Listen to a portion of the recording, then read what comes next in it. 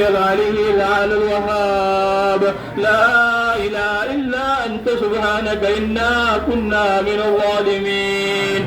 اللهم صل على سيدنا مولانا محمد وعلى آل سيدنا مولانا محمد صلاة تنجينا بها من جميع الأهوال والآفات وتقضي لنا بها جميع الحاجات وتطهرنا بها من جميع السيئات وترفعنا بها عندك على الدرجات وتبلغنا بها أقصى الغايات من جميع الخيرات في الحياة وبعد الممات إنك على كل شيء قدير. ربنا ظلمنا أنفسنا وإن لم تغفر لنا وترحمنا لنكونن من الخاسرين.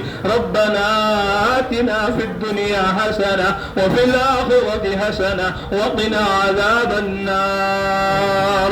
ربنا هب لنا من أزواجنا وذرياتنا قرة أعين واجعلنا للمتقين إماما. اللهم إنا نسألك إيمانا كاملا